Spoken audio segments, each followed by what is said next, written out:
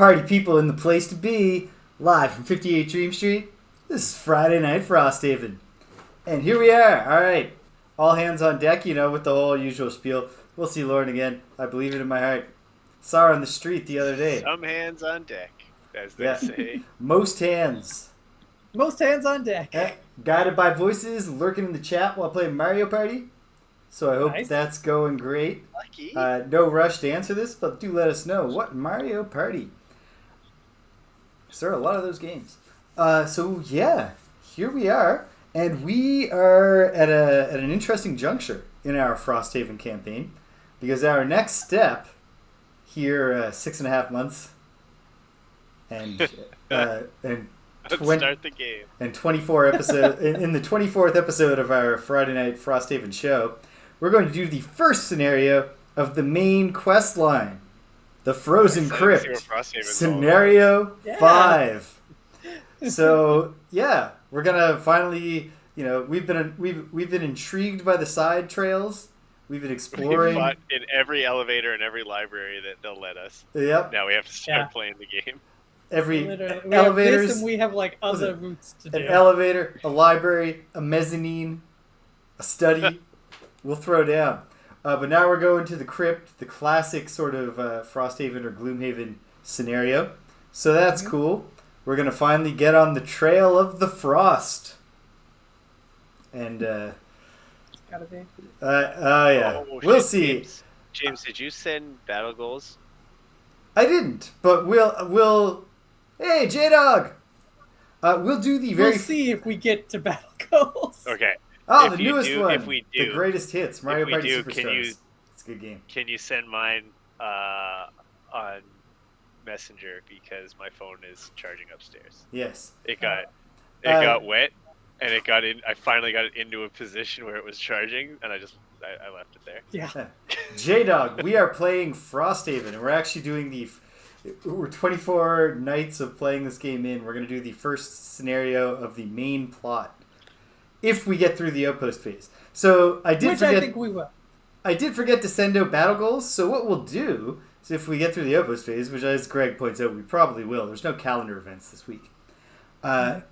We will do the first ever live on Twitch. I'll hey, it's raining 58 bits. That's thematically appropriate. Although then it does in hindsight make it clear that we should have branded this 58,000 Dream Street to really. Yeah, we should have thought. We should have thought of that in 1998. Just shoot for the moon. Well, I could have modified it if I had known what 1998, bits. If I had only known what bits were when we were starting this channel. Which I recently learned was the year that Closing Time was released. The song. Which we year? were probably listening to that while we thought of our name. Nah, J-Dog, that's the thing. That's the risk of going long with the number in the name, is that most people are just going to be like, well, nothing I can do with this. Hey, Smokey and burner account also in the house. It's a full house tonight. This place is bumping. All right, it's going off. Yeah, so every night, if you catch the person who has this crazy pile of bits and they're like, what the hell? I just hit 58,000 bits. It's a sign. Then it all paid off. But otherwise, yeah, you're chasing off the other kinds of viewers who might see a number in your name and be like, oh yeah, that's a gimmick. So here we are. 58 bits richer. 6 none the wiser, and we're heading to the Outpost. So let's take it down. All right. Oh, kind of crooked here with the map. I can fix that. So. Ish. There we go. So here we are. We're looking at the map. But Greg, what do we have to do? What do we do in this game? First phase of the Outpost phase is always the passage of time. So we're going to get one step closer to winter. But that reminds me. The part of the end of scenario that we never do, updating the map. Yes. Is actually the first thing. You do it, James. You get your stickers and you do it in your free time. No, I don't. I do it now. So that's what we're going to do. Let's update the map for all of the things that have happened. We are, in fact, doing Rich's favorite part. Yeah, Rich asked if we could start early tonight, just so he could bask in it. In the end, we Yeah. started on time because we just got talking. Well, I was hoping that Ethan was gonna have a hard time falling asleep, and I could send a text being like, "Just start the Outpost phase. I'll be there when I can." Well, And turn the stream on as soon as the Outpost phase is done. And be like, "Oh, I just got here. What did I miss?" well, someday if he does something to disappoint you, you can darkly say, "Well, this isn't the first time you've let me down." yeah, for sure. Like that time that you just went right to sleep. Didn't Like let an me. asshole. Yeah. So After rubbing my belly for 15 minutes because I told him like an hour earlier that my belly hurt, and it did not anymore. oh, what a guy! What a mensch! Oh, Ethan for the win. All right. Yeah. So since we last played, we've completed the derelict elevator scenario. It's like why Check. does it hurt? It's like 'cause I ate 4 pieces of pizza in about 5 minutes. Yeah. Oh, Daddy, that's too much pizza. It is too much It is. pizza. It is too much pizza. Well said, Ethan. And so, when we completed the derelict elevator scenario, Yeah. it unlocked 2 options. Ah, there we go. The Quatryl Library and the Rusted Tunnels. We did the Quatryl Library, although we'll add them both to the map right now. So I'll add the Rusted We did it Tunnels twice. first. We played it twice. We We played only it twice. We did succeeded it once. yeah. We very much didn't do it the first time. All right, E10 on the map. So here's E, and then here is 10. Number Put those bad boys 25 together. should be around here somewhere, but it's just not. It's supposed to go like, no, it's in here. Oh, like this. Just like this. Weird. Okay. It kind of overtakes the elevator a bit, it looks like. But that's fine. Whatever. The elevator got down to these tunnels.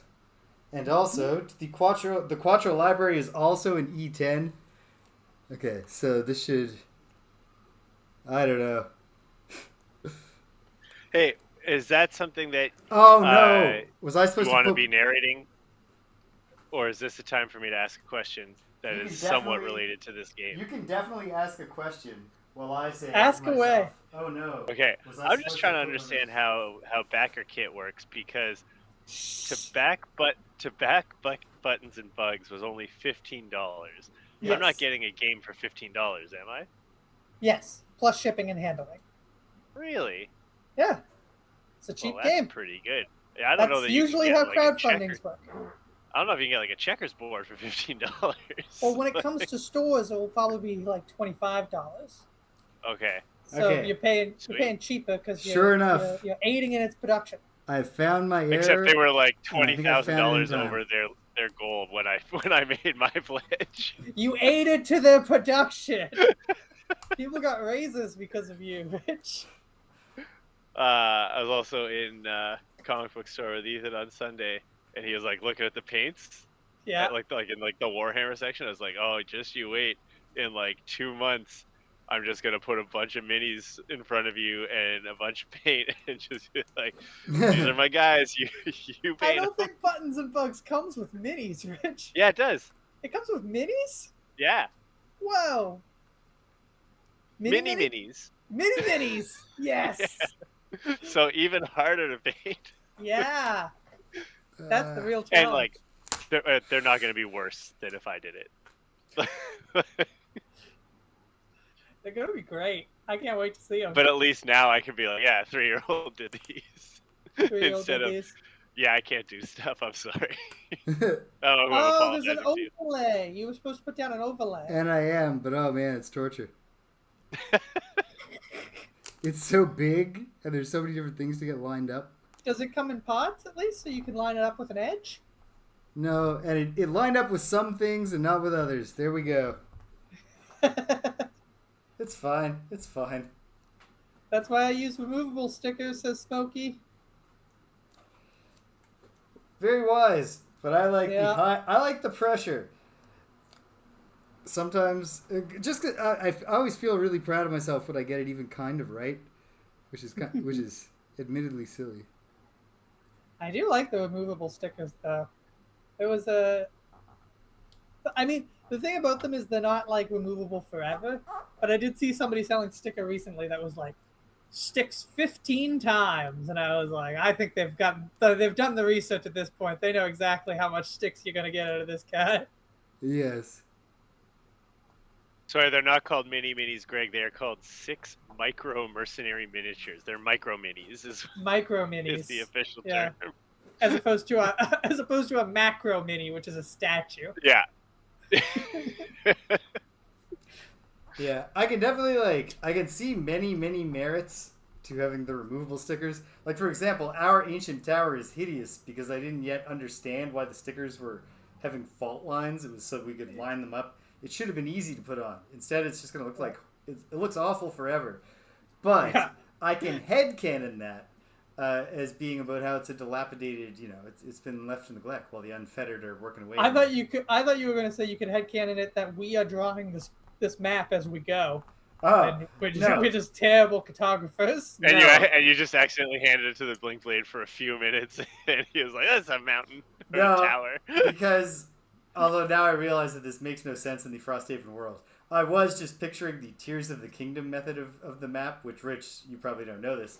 Link maps Hyrule and Tears of the Kingdom, the latest Zelda, by being launched into the sky by a rocket tower, and then when he's up there, he has a magical. Well, it's technology, but it's magic.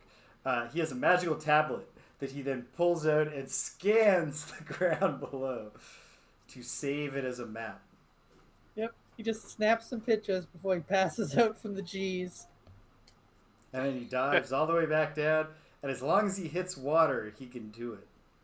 Yep. You can fall from any height as long as you land in water, which is absolutely not the case. No. In real life, as you hit water at terminal velocity and you're a pancake. Yep. But the thing is, the people who have made that mistake. I was about to say, people have made that mistake to their eventual horror, but no, they probably didn't even have that moment. They were just like, "I'm going through the water. Oh my goodness! I'm on a boat in a very strange, cold place, and the ferryman doesn't want to talk to me."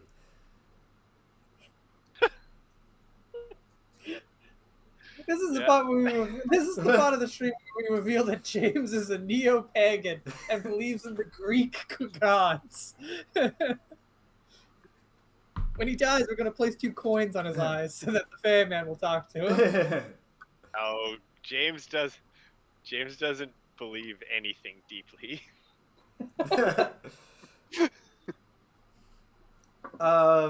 Rich, Greg and I, speaking of having deep beliefs, one thing I did deeply believe was that the voice would turn out to be good. We never finished the voice questline in Gloomhaven. Remember, there was a weird voice that was like, "You should set me free." I remember you doing that voice for sure. Yeah. Yes. Anyway, so Greg and I, when we finally realized a couple days, on not this Tuesday, but the previous Tuesday, we looked it up, and yes, the voice does turn out to be good. Like, so we were right to bet on the good voice. Character or like a cool story? Yeah, like a good character. Oh, sweet. He turns out, when you free him, he blesses you and you get a bunch of positive things. Oh, that would have been fun.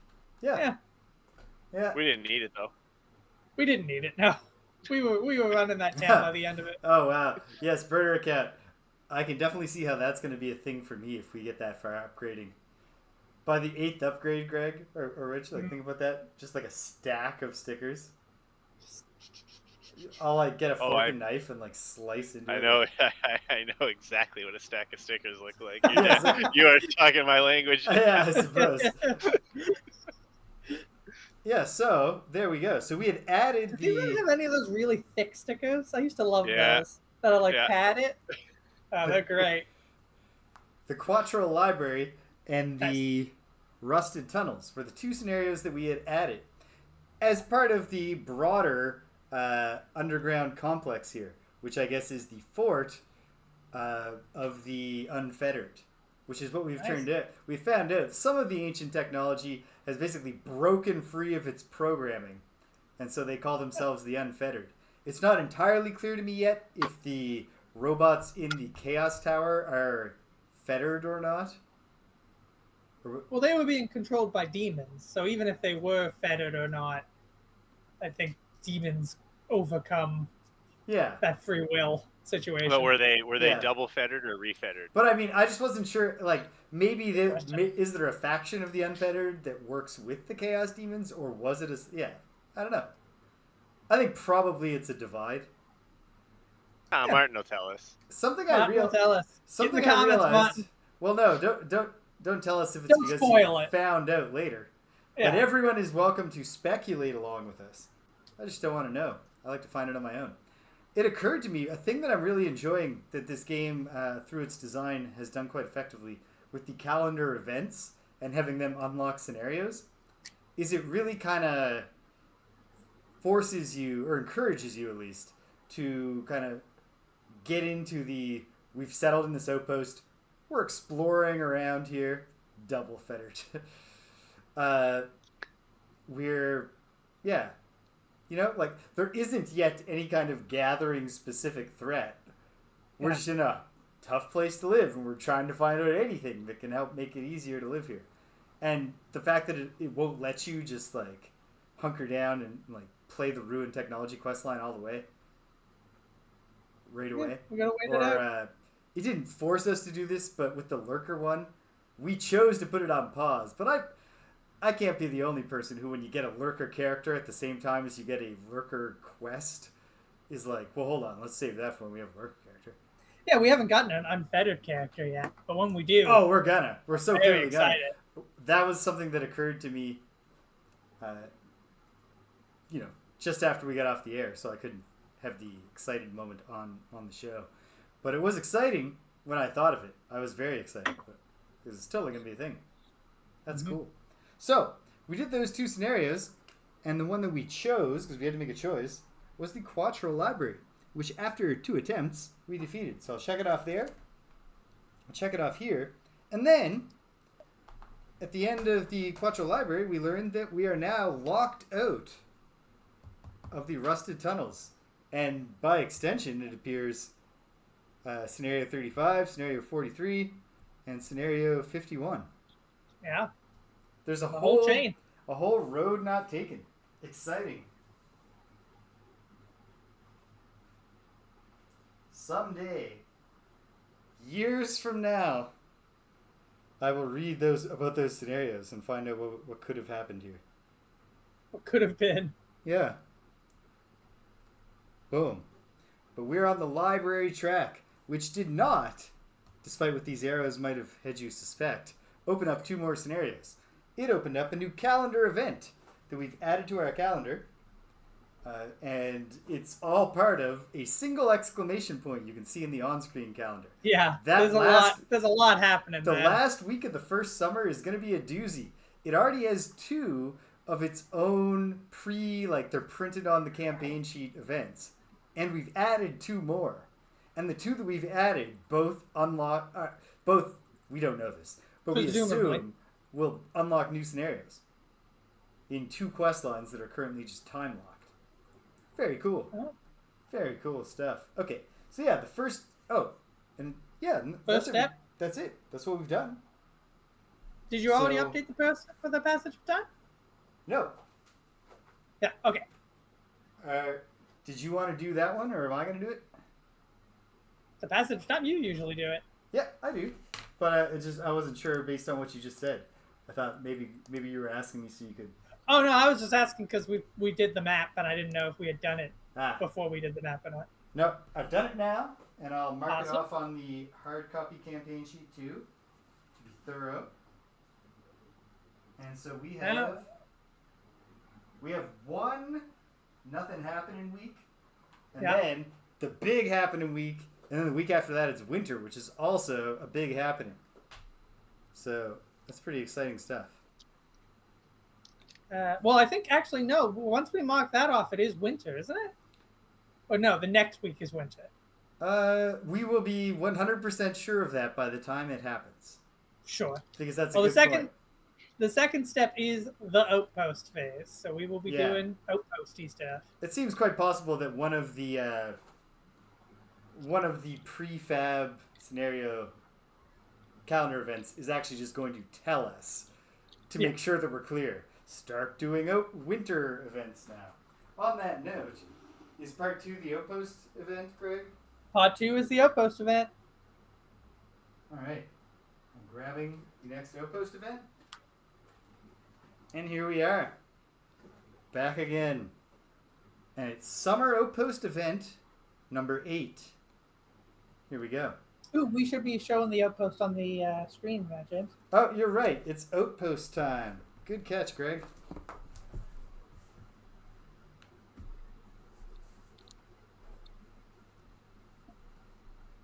Here we are in our ramshackled, not very built town. Well, it's a little less ramshackle. It's got one fortified wall somewhere, right? It's real forward planning when they were like, let's build these walls out. We don't want to have to rebuild these. Yeah. We'll just have a lot of empty lots. Which wall did we do? I can't recall. Because I can't even Yeah. find it. Did we? We did a wall. We did a wall. Yeah, we did a wall. I'm Oh, conf- I think it was at the top. Ah, yes. Like right here. Yes, there it is. I think. Okay. Nice. Okay. Stop feeling the map, James. Let's. Yeah. Yeah, I'm never gonna figure it out. I don't. I'll be right back. But Smokey confirms. If you up hear a top, name, so I heard it too. That's not how this works. And he didn't hear me say that.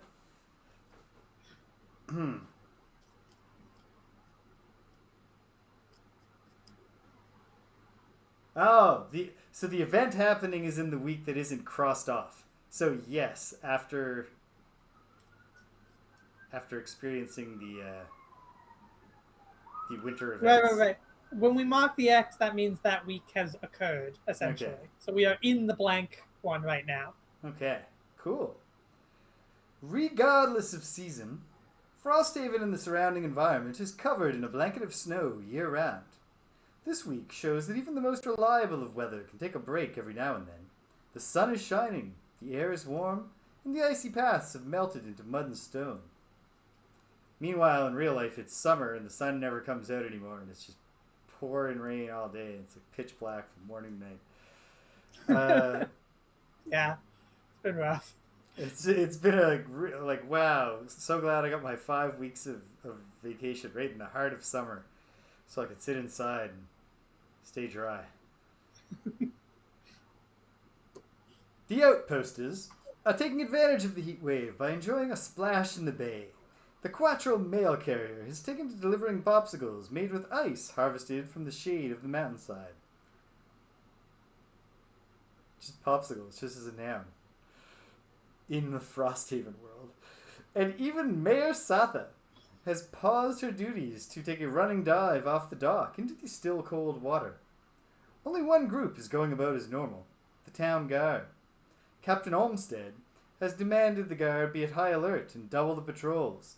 He barks orders from the harbour tower at the sweating guards on patrol. All manner of sea life is just waiting to eat us alive. Be ready for them. The fully armoured guards look to be on the verge of collapse in the sweltering heat. So I'm going to guess that we have options to provide them with succor. But let's see. Option A. Encourage Captain Olmsted to relax and let the guards enjoy a day off. Option B. Safety first. It's good someone is watching out for the relaxing populace. Ooh, I'm real torn because we'll explain the situation to Rich when he gets back, but Yeah. my tear is this. I think there's a morale mechanic in this game. I think giving the guards a day off might be like, increase your morale, everything turns out great. Or, conversely, you give the guards a day off, and a terrible attack occurs. Yes. This is very much... This is very much a case where you want an option C. Encourage Captain Olmsted to go to like a half shift. Mm-hmm. Come on. Yeah. Give half the guards the day off today. And but that runs the risk if you say half of you get the day off today, half of you tomorrow, and then the snows kick up again.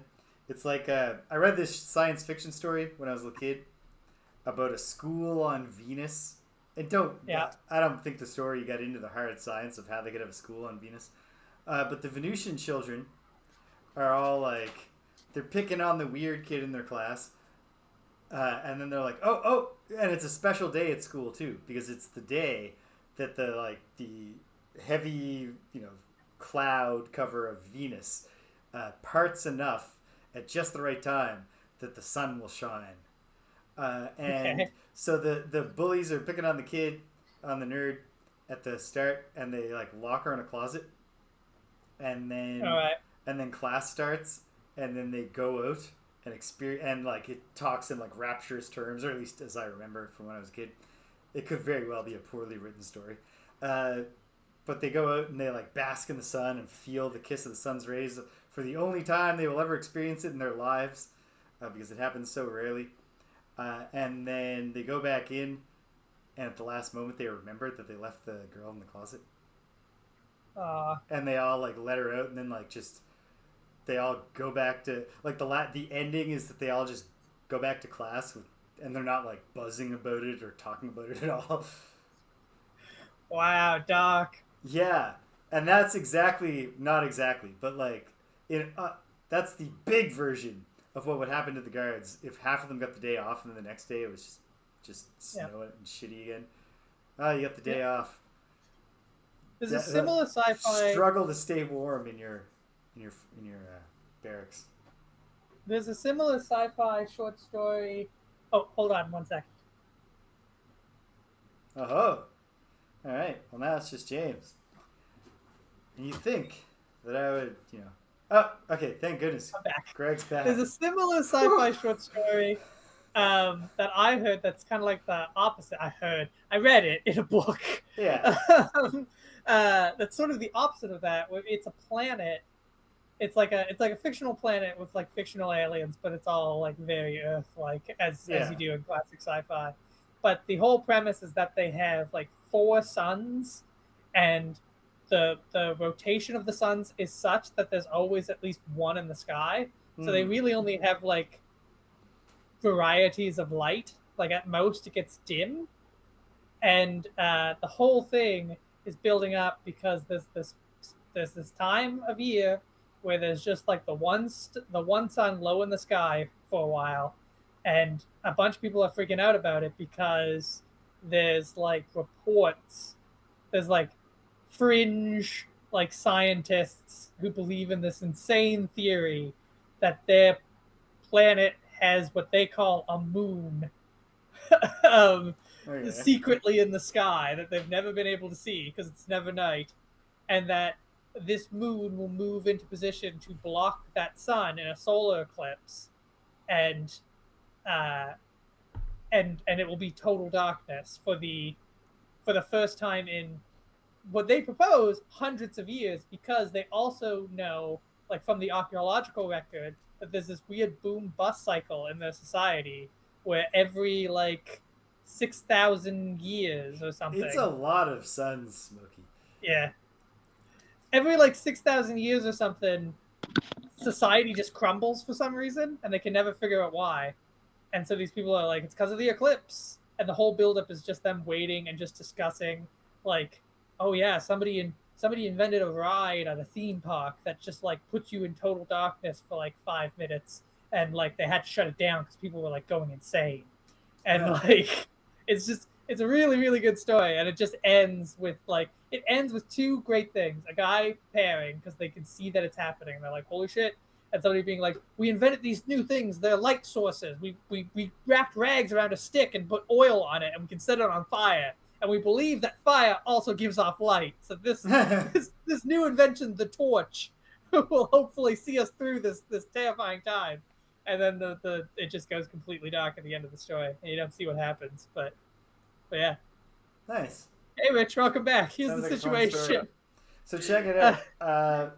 It's been actually uncharacteristically warm in Frosthaven. It's sunny. Everyone's taking the day off. The Quatryl mail carrier has taken to delivering popsicles, which is apparently a word that exists in the Frosthaven world for some reason. What's the mail carrier's name? I don't know. They just said we don't know. Quatryl mail It's just a Quatryl. But anyway, so everyone's taking the day off except for the town guard because Captain Olmsted won't let them relax. And Have I met Captain Olmsted yet? well, as far as we can tell from the phrasing of your personal quest, Rich, it's only about different outpost phases. There's nothing about them being different names. I think. So, Can I point find for your Rich? card and double check it? I think it is a point for Rich, but I'll double check here. Point for it. I love point for Rich. Yeah. During 8 different outpost phases, read a person's name in an event or section. There's no rule that says There's no rule that it can't be the same person. And it's called team building. So you would think the idea is like meet 8 different people, but they did not phrase it that way.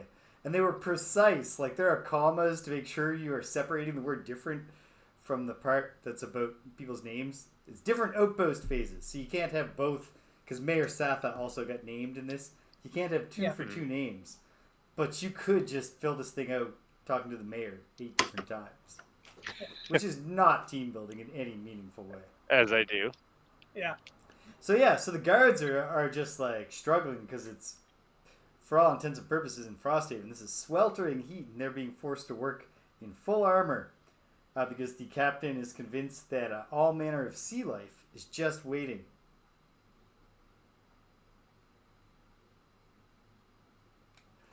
Burner account, my objection, I want to be clear, is not to the fact that they're having ice treats. And in fact, like... Jim's objection is to the brand name popsicle. Brand name popsicle. Like the same way that, you know, if we were talking to Hale and Hale was like, I need to wipe my nose. And we handed her a Kleenex and not a tissue, I'd be like, what the hell? How did they get that? Not even a tissue, a handkerchief. You gotta think even more old-timey. Okay. Well, so I will update Rich's personal quest progress, and then we'll resume. We'll make our decision. So yeah, Rich, you tell him. Do you want me to lay out the options? So the options are thus, and it's real binary. There really should be an option C here. We either say, hey, lay off, it's a nice day, why don't we give the gods a break? Or B, better safe than sorry, let these dudes work the whole day while everyone else eats popsicles and inflates rubber inner tubes. So I'm a big believer in the value I'm not passionate about either of those options. Yeah, right?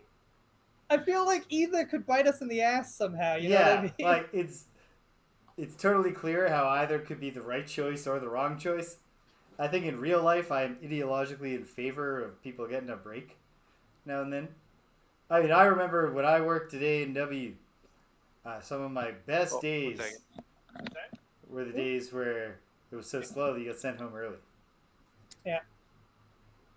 Oh, damn it, Birdo. Birdo is in Mario Kart now, which I was excited about, but I didn't get to play as it yet because the only time we played, me and Danielle played when Lauren came over the other week, and she picked Birdo before I could. So you didn't get to see the new hot Birdo tricks that you can do. No, I mean I got to see them happen. Lauren was doing them. Okay. All right. Here we are. So where are you leaning a certain way, James? Yeah, I'm leaning. Let these guys have a break. I'm leaning that way too. When I was the hospital janitor on Christmas Eve, they would always let most of us go early. It was great. Yeah, let's give him a break. Rich is giving thumbs up. He needs to step away for baby business. But all right, so that's option A, which are any of us persuasive? I'm not. I'm arcane, educated, and intimidating. I'm an outcast, resourceful, and strong. That's hold fair, on. Birder account. Rich had to step away, but let me see if I can look up the Banner Spear. Feels like the Banner Spear could be persuasive. I mean, if any of us are, it's going to be the Banner Spear. Because they are... Like, inspiring people is a form of persuasion, but is it a precise sub-form with its own characteristic? Let's see. Yes, they are armored, persuasive, and resourceful. All right. Great news, Banner Spear. Thanks to your persuasive nature, this happens. It takes the sharp tongue of a mercenary that knows the importance of vigilance, but you convince Captain Olmsted to give the guards a break. No sooner have they stripped off their armor and waded into the water than the attack begins.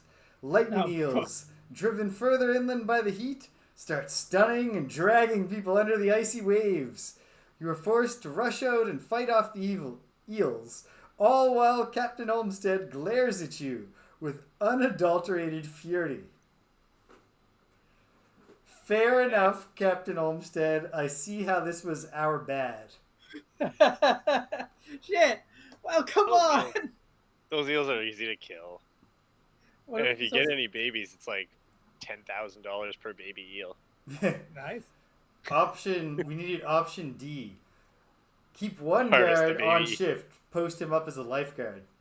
If someone had been on a tall enough chair to go, wait, hold on, boys. The eels.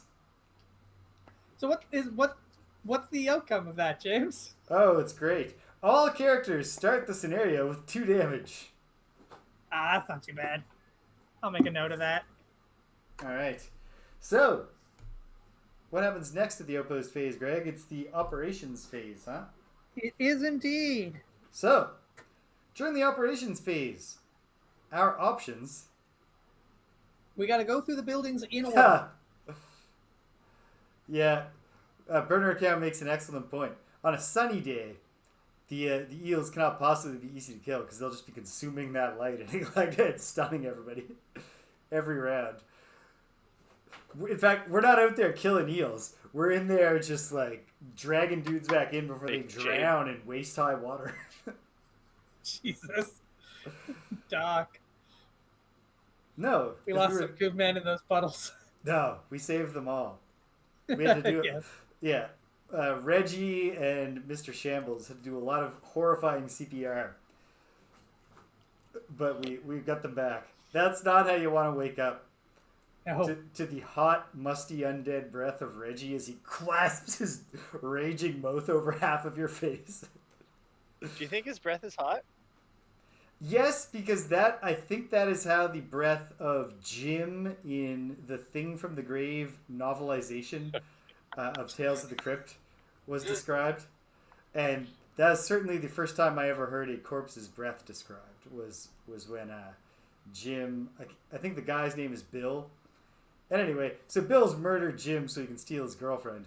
But then things go bad with the girlfriend, so he ties her up in a shack and sets it on fire. And then he's running away, and Jim comes back from the grave. And first he gets Laura out of the burning house, because he's a heroic murder zombie. And he gets her out of the house, and then he leaves her on the ground. He doesn't let her wake up, so she doesn't see him. And then he goes, and then Bill is running through the woods, and he trips. And he falls, and he's like, why is there a shallow hole in the ground? And it's because he buried Jim in a 3-foot grave, and then said, like, yuck, yuck, I always thought you were a shallow guy. Yeah. But now he's in the grave. He's Classic like, what? Tales from the Crypt. Why is the grave empty? And then, oh no, here's Jim burying them together while breathing right in Bill's face as he goes, you can't bury me, I'm alive! Alive! And the novelizations of these Tales from the Crypt comics were in the elementary school library. Yeah, of course they were. That particular story. Scary stories to tell in the dark. Yes. And like, there's scary stuff in those, and certainly the art is extremely disturbing in those. But yes. it was specifically the Thing from the Grave is one of 2 Tales from the Crypts that really fucked me up as an elementary school kid. The other one being about a guy who I'll save that. Save that. We'll trickle save that for when you have an appropriate undead summon to relate it to. To be continued. Yeah.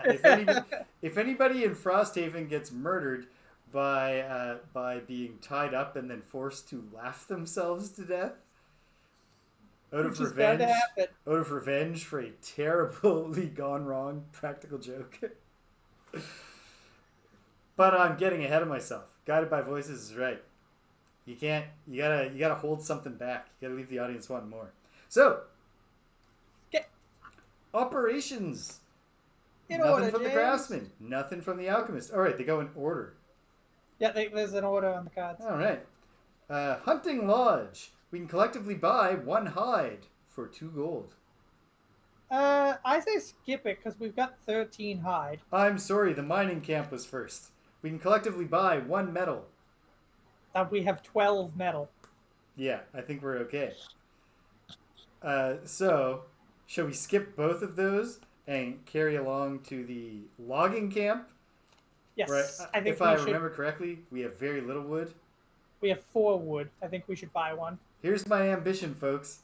Next Outpost phase, we will use a whole lot of this negative area on the screen to display things like what we have in the Outpost. It's a good idea. Yep, that's the dream. Okay, I'll pay for the wood. Okay. I'll go down to 28 gold, and I'll give you the piece of wood to hold on to, James. Okay. Thank you. What's next?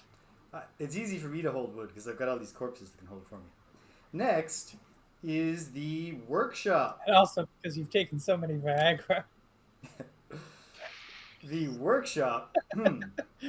We can build the 3 upgrades, although we've already built the boat. So we could build the sled in exchange for 3 lumber, 2 metal, and 1 hide. We could build the climbing gear in exchange for 1 wood, 3 metal, and 2 hide. I don't think we build either because we don't have anything to do with them yet. We don't have anything that needs those. As soon as we do, we buy them. With the barracks, we could collectively train up to 1 soldier for 3 gold and 1 resource. But we already have 4 soldiers, which we'll be able to see next time. I've done the work of making my own properly shaped city guard standee image. It's just I forgot to set up the tableau of them with a console control that Greg could use to turn them on and off. Until 10 minutes before I had to get the whole thing going. So, next time, the ball is rolling. All right. Next is the downtime phase. We all level up. We do. Yes. So, yeah. Obviously, we've all chosen our cards by now, I assume. Mm-hmm. Yeah. And our perk. Does anybody want to craft anything? Because I'm good for now. Nope. I have no crafting to do. Suppose I could buy a weapon. Thank you. Thank you, Smokey. Workshop Oh, is yeah, like the workshop is part of the building phase, yeah. Although we've already committed to not doing it. Spoiler. Okay. Yeah, and I have nothing to craft. Does anybody have the herbal resources necessary to make a potion? No. You have 1 herb. That's it. Yeah. All right. Well, hopefully. Turns out underground metal layers staffed by robots, not a great place to get herbs. Yeah. It wasn't a spoiler warning guided by voices. It was a spoiler declaration. Yeah. It was a spoiler mic drop. Vader's his dad. Bam. Boom. Okay. Right. So in that case, if nobody's building anything, nobody's selling or purchasing anything because we don't have that ability. It's on to construction. James, tell us what we can build. We can build. Oh, we can upgrade lots. Let's see. Now that we're prosperity level 2, which is another thing. Oh, that is displayed already. Oh, that is displayed. Yeah, we've got that. Hey. Hell yeah, we do. We could upgrade the craftsman. We could upgrade the alchemist. We could upgrade the that's it. And we could build the enhancer. And there's also a wall. There's a wall that we can build now. What do you think, Rich? We upgrade the craftsman to get more items or build a wall? I mean, you know I want to build a wall. I know you do. You're always chanting it. If there's a thing that helps the game be better, helps us win the game, I trust you guys to take it. There is merit for. We're all gonna pay for it. Guided by voices. We're all gonna pay for the wall. The tax-paying patriots. Oh, of the Gloomhaven is gonna pay for the wall. Listen. Honestly, what I'd really like to build. It's all just tax transfers from the capital, baby. If anything, Oh, another pledge to you The folks. vermlings will I pay will for work the up the wall. courage to write our ship's name down, which is Rose of the Fjords. I will write that on the sticker by next time, too. But in You've case said that anybody... before. You've made that pledge many a time, James. Ah, I'll do it now. I'll do it now. No, don't do it live, James. I'm not going to do it on camera, but I'll do it now. Okay. Okay. Yeah, I think it comes down between wall and craftsman. Though I suppose the alchemist would also be good. Oh, I'm off the hook. My pen's dead. The alchemist would mean that we could craft more, like potions, different potions. The craftsman would mean that we get a whole new list of items that James will have to update for us that we could make, which is potentially. I am on vacation. Which is potentially better stuff. But the wall just makes it if we get attacked. Burner Count says the alchemist, when upgraded, will let us distill. Nice. Break down potions. Perhaps, the more than one toxic waste we've done. Get some stuff back. So that's good. And but then, also maybe turn it into alcohol. Exactly. But the wall makes it so that if we do like a proper attack, not just get stunned by a bunch of eels, we don't have to worry about our buildings getting destroyed as much because I think automatically we can trash a wall. I think we want to build the wall either this phase or next phase so that it's there when winter comes. Winter comes, yeah. Agreed. So let's do it now. How much does a wall cost, James? It's free. It's free. Free wall. The wall costs, Greg, 3 lumber, 2 metal, 2 hide, 10 gold. Let's do it. You take all my lumber. That's all 3 lumber from Greg. Okay. How much metal and hide was it again? 2 of each? Yes. Yep. Yes. Okay. So we got 5 in the outpost for metal and 2 in the outpost for hide. So let's take both of that. Absolutely. And then 10 gold? Yes. So I have 28 gold. You have 26 gold. Rich has 9 golds. Take all my gold. No, Rich. It's going to be useful so soon. It's so soon it's going to be useful. It's a small price to pay for being able to sleep at night, knowing the vermlings won't come through the wall and take our jobs. Well, if we Rich really should have started Burner Account. You're right, by negotiating some sort of fiscal transfers union with the unfettered Algox and lurkers. As soon as we make friends with them, we should be like, so you're going to help us pay for the wall, right? So, Rich, seriously, do you want to pay for the wall? Because if you want to contribute, you're part of the team now. Me and James could do 4 each. We have so much gold. I want to contribute something to this wall. I want shares in the wall for sure. You want a plaque. You want a bench to have your name on it next to the wall. Just looking at the wall. Yeah. Yes, facing directly at the wall. No gap between the bench and the wall. Okay. Do you want to do that then? 2 gold from Rich and 4 gold from me and 4 gold from James? Sounds good. Okay. I've paid up. And I'll start looting. Yeah, you're not looting for that. This is sometimes I assume that is actually programmed, guided by voices. That sometimes the AI is just like randomly selects this AI hates player 1. Yeah. I don't know if that's true, but I wouldn't be surprised if it's true. So with that, we're all done. That's the end of the outpost phase. All right. Unless you want to spend some morale to build more buildings, but I don't think we're at that point yet. No, let's save our morale for the winter. Come on, guys. I know you just got toasted in the trying to swim on a nice day, and then we made you build a wall. But what if you also built some other stuff for us? Yeah. We're so silly.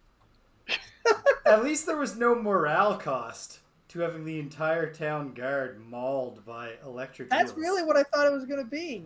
Maybe the other option was a morale cost, but then we don't get killed by eels. Maybe it seemed really cool to the people. All the citizens got to watch us just chop up all these eels and get electrocuted. Or not electrocuted, because you're dead if you're electrocuted. The cute is like an execution. Shocked. Zapped. Bzzz. Okay. My dad learned that distinction and would bring it up occasionally, but he would also say that electricians do just say electrocuted all the time. Yeah, I bet. They know it's wrong, but they just don't care.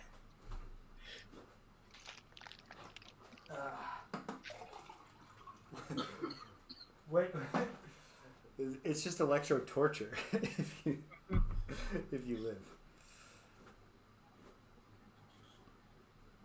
Yeah, you know what?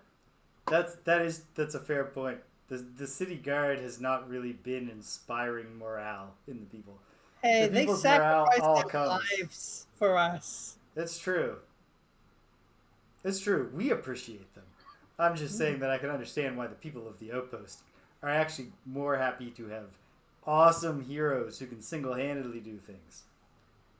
Or, well, single-handedly or with an army of shambling horrors grown from our own blood. And flags. And flags. Normal-ass flags Loads got of at the dollar store.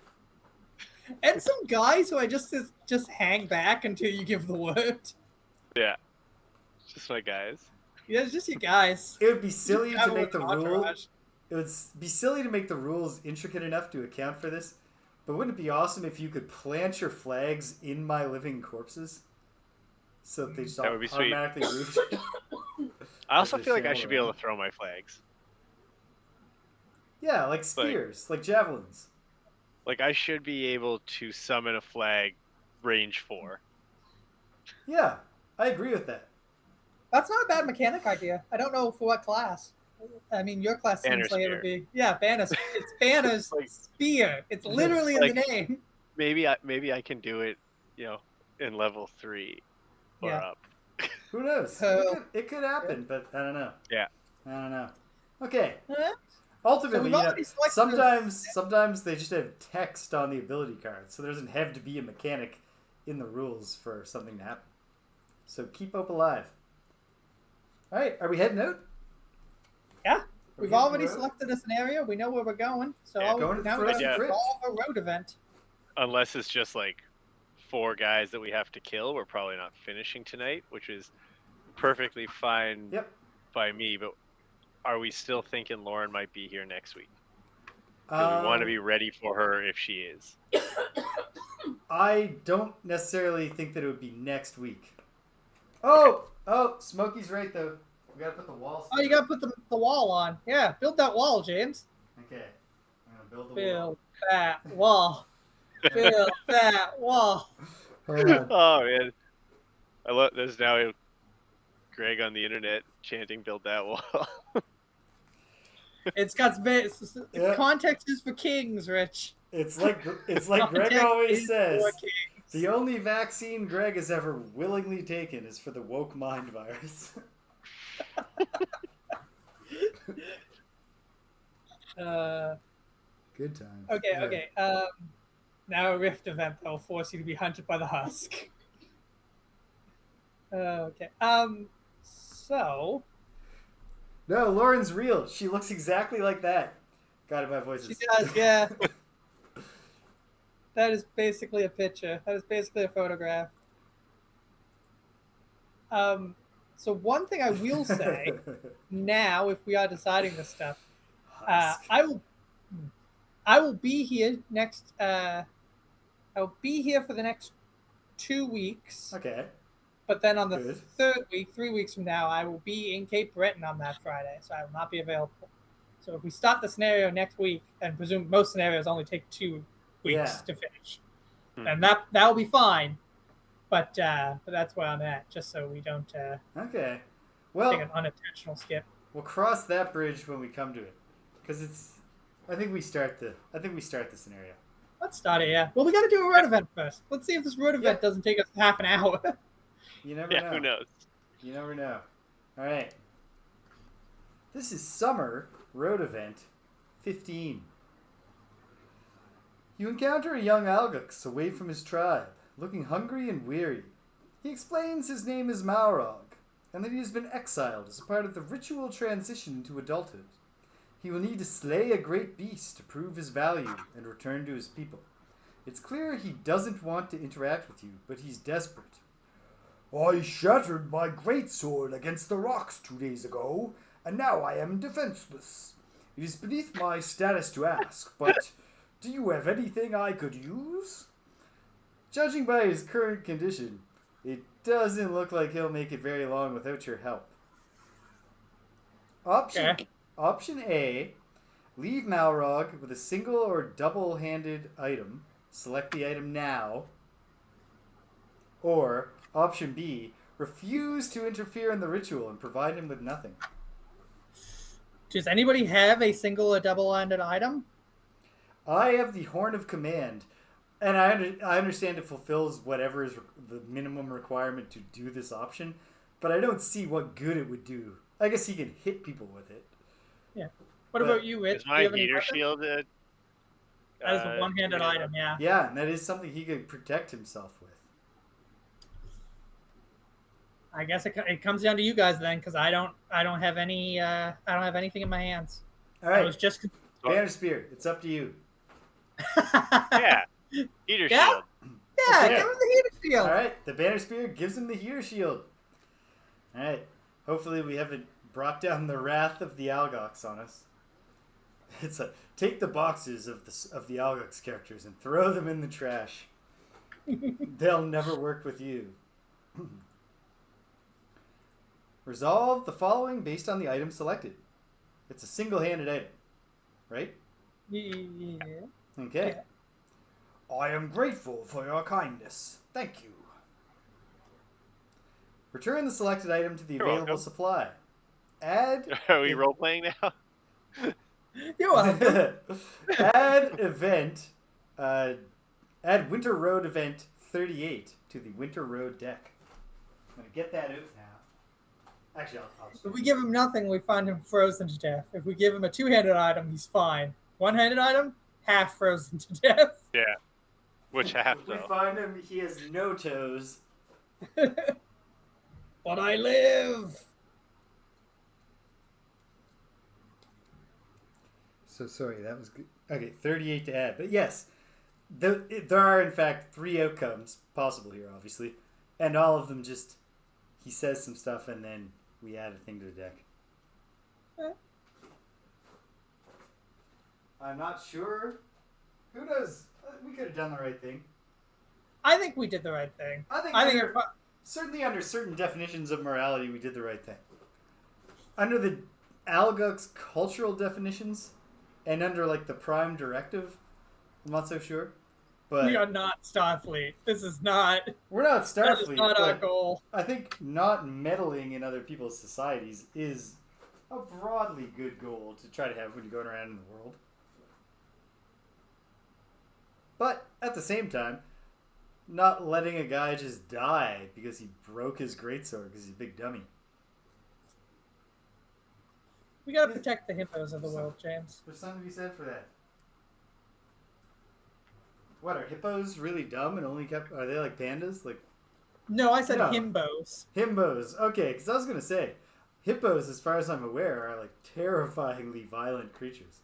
No, they don't need protection. Yeah. They've got it covered. Yeah, like hungry hippos. And they're hungry for your fucking blood, man. The Frozen... No, they won't even eat you. They don't even care about that. They'll just kill you. Well, yeah, but they get to taste the blood while they're doing it. That's true. That's important. Burner account also heard hippo. So, your Fair fault, enough. Craig. You know what? I'll full responsibility. Excellent. Great. I'm off the hook. Scenario 5. Frozen Crypt. Here we are. Ha! Guided by Voices succeeded over Birdo. Who are you playing as, Guided by Voices? And in the meantime, I'll begin. The Whitefire Wood. Oh, I should have shown where we're going.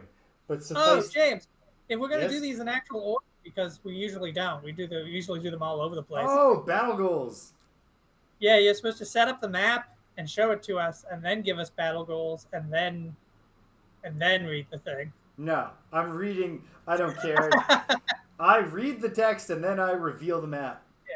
We give ourselves an extra challenge every week that you guys might not be aware of. In that sometimes we're like, I'll take this battle goal about doors, and then we get to the map and it's like, shit, there's no doors here at all. You know that it never happens Game to is me. designed for us not to do that. It never happens to James. It James always works picks out right. just fine for me.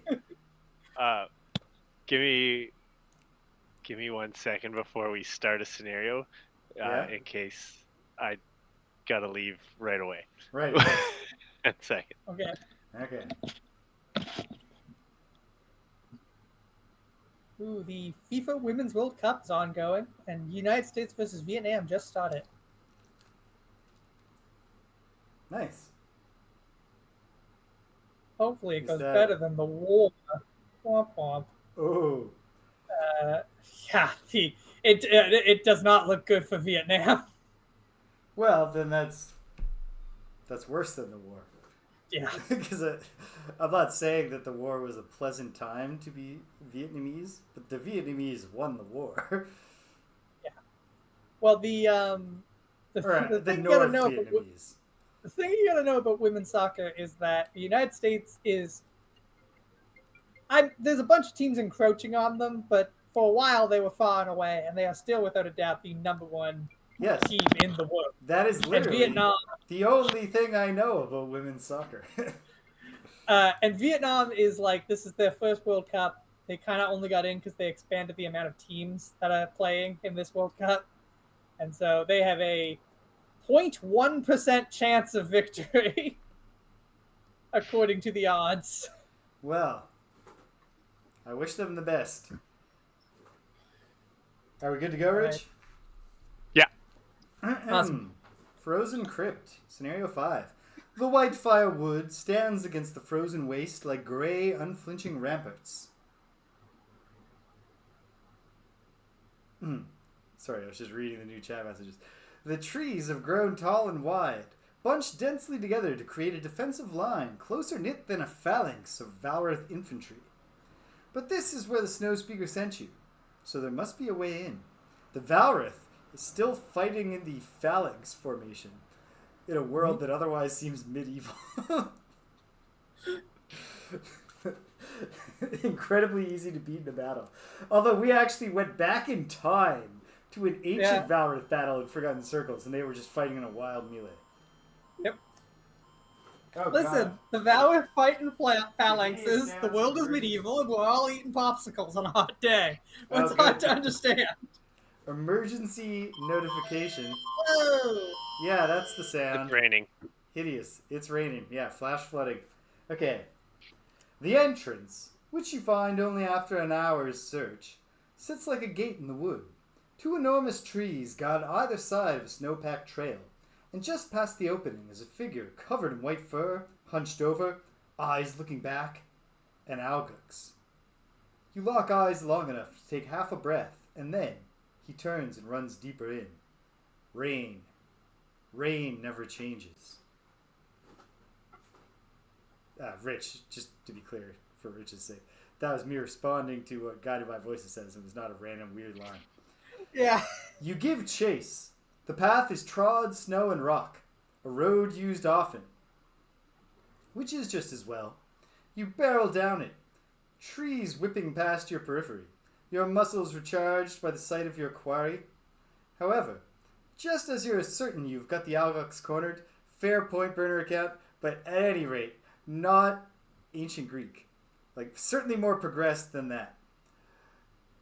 You turn a corner and find the huge Algux waiting for you. It's hunched in the middle of the trail, facing you, but its fists are planted firmly in the snow, a smug grin cutting its face. Not good. You charge forward, ready to leap, but before you can take 2 steps, the ground shakes violently. Large fissures erupt in the earth, the trees buck, and like summer thinned ice, the ground beneath you breaks way. Thankfully, the fall is short, and you land without serious injury. You cough as the dust settles, and you find yourself in an open pit deep enough for 4 Algux to stand on each other's shoulders and not reach the top. Dirt walls rise up on every side, soft, loamy soil that will make the climb back up difficult. As you stand there looking at the white sky, a noise creeps into your ears.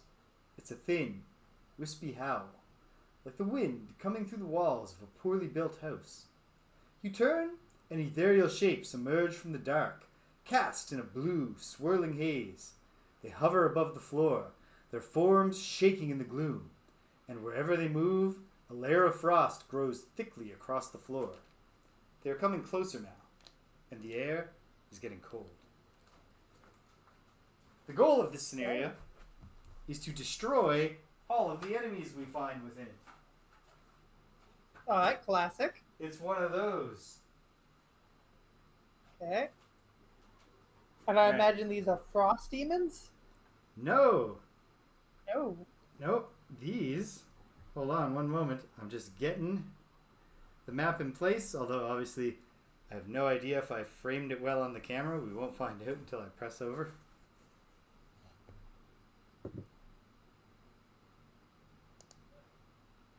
Oh, and I gotta change the display. That's great, James. Is it all just one room? Excellent. So far, this is all just one room. Alright. Yeah, I can Ice see Wraith. Ice Wraiths. And I have loaded them into the console for you, Greg. So we have normal Ice Wraith 2 and Elite Ice Wraiths 3 and 4. I will fetch the Battle Gold deck. We're going to need to play with the honor system here. But I'm shuffling, although I also do shuffle this as I put it away. So it's always double shuffle. Nice. Yeah. Putting it through. So, some behind the scenes for people who are curious about how we play this game virtually. James lays out the things without looking at them, and then takes a photograph without looking at They them, go like this. and sends it to us. And that's how we choose, usually. I do my best not to know. All right, look away, Rich. Here comes Greg's battle goal options. Okay, I can see that. I can see enough that I know I've got them all upside right. And then I'll move the map back some to free up space. Look. Okay, Hold on. Okay, now, Greg, when you say left, right, or middle, if you say left or right, I will then point at. Oh, you can't read those, can you? I can't read those at all, James. The light is making it impossible. Hold on.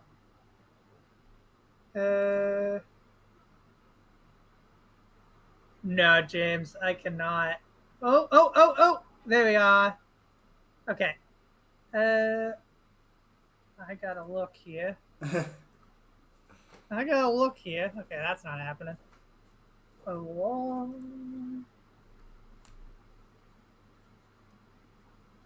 I will take left, James. All right. Please. And now. Sorry.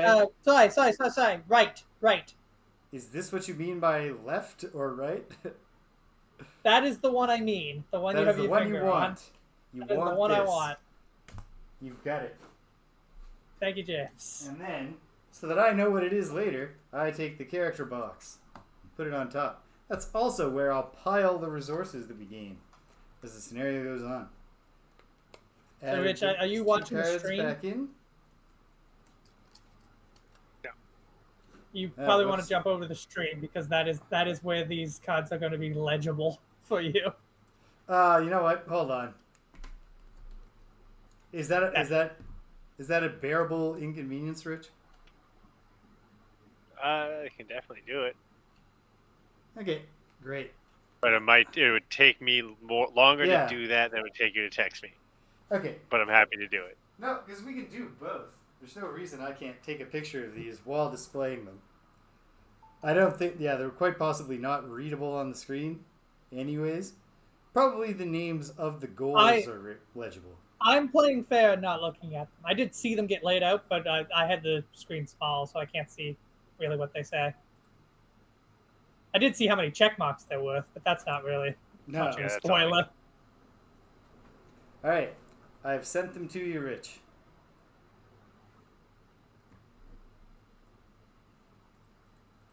All right. So, Oh. James, That's good. quick question about these wraiths. They appear to have uniform 10 health, regardless of if they're elite or not. Yeah, it's a cool gimmick with these wraith enemies, which is that they are. I do think that the elites seem a little bit like tougher and better, but Yeah. they're and the elites hit a little bit harder. But really, what we have is like two tracks that are entirely distinct. Like the normal wraiths have shield, and that they eventually layer on. Like say at challenge level 3, Yeah. they both get an effect, but it's not the same effect. At Okay. challenge level, when does it start happening? Challenge level 6, they get the same immunity. So it's just the effect. The effects are different though, and they Okay. just stay different. There's no point where they like converge and the elite starts to have shield as well.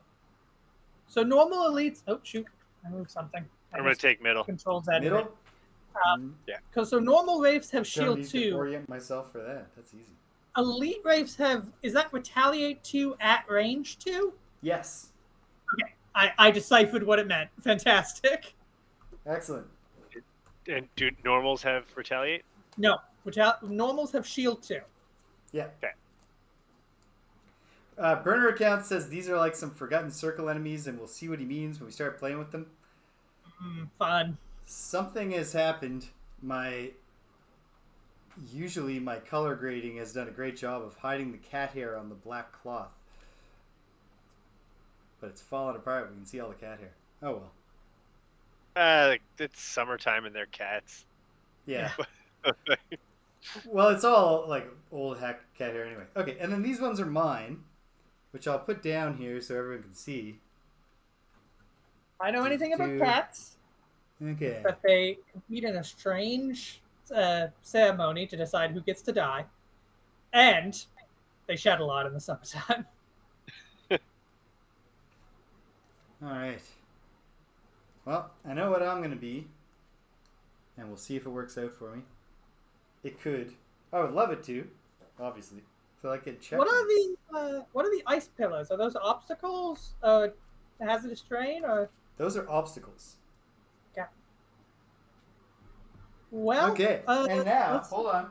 We have a scenario effect. Ooh, yes. Lay it out for us, James. All right. Everyone starts with 2 damage. So everyone starts with 4 damage unless they ignore scenario effects. Yeah. Oh dear. That's from the fall. Fortunately, I ignore scenario effects. I landed comfortably on a pile of bones. I ignore them as well. Nice. I landed comfortably on being badass. Your bindle. Yes. Your drifter What bindle. about you, Rich? Has a big fleece blanket in it. No, I'm starting with 8 hit points. Okay. I will try to defend on the first round. All right. Well, stay alive, everybody. Can I go in 3 and ask that somebody else go in 2? Hold on.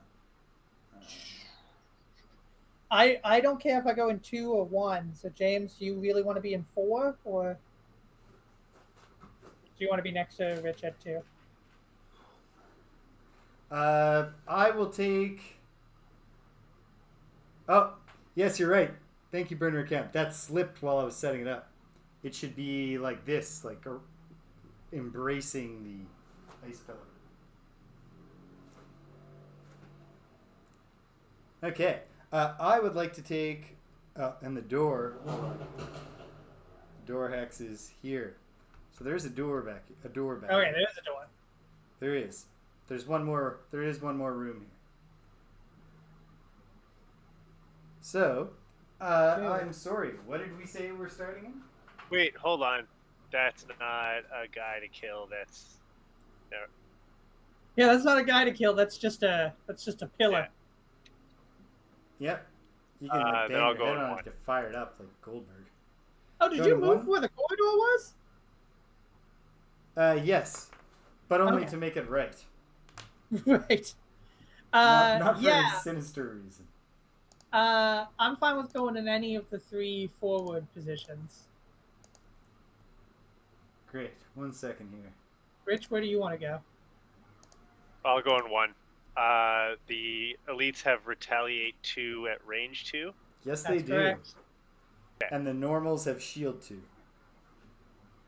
In that case, I'll go in 3, All right, presuming James wants to So go. these things are going to have some wacky moves.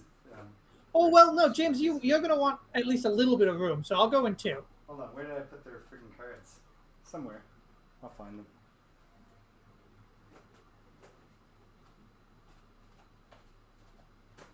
I know. Oh, man. This is frustrating. I remember taking them out. Put me in 2, James, and I'm going to do just I will. I'm just trying to find the cards. Hold on, buffing around. Alright. I better put Greg in 2 before he starts getting angry. You know what, James? If you don't put me in 2, I'm going to be so fucking pissed. Okay, you know what? Here, actually, I know what I'm going to do.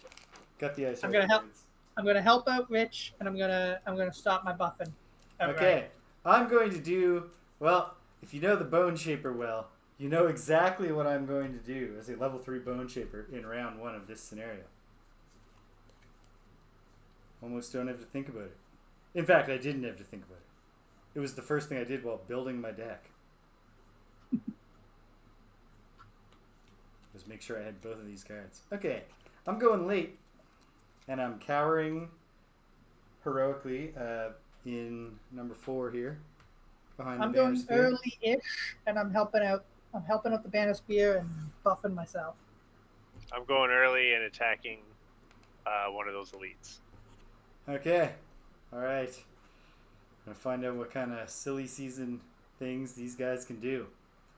Actually, I'm going a little less early and attacking one of those guys in the hopes that they're not early friends. Alright. Well, here we are, round 1. Is everybody ready? Ready. Put them up, team.